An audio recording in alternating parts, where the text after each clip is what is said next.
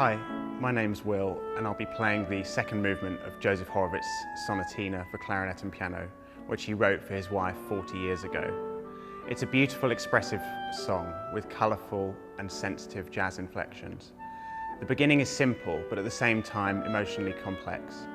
For me, there's a profound sense of awe and wonder, perhaps conjuring up images of an expansive, majestic landscape. But then it evolves, reaching out and becoming ever more expressive, human and emotional. For me, particularly after this past year, playing it again has been a really cathartic experience and given me a sense of peace and optimism.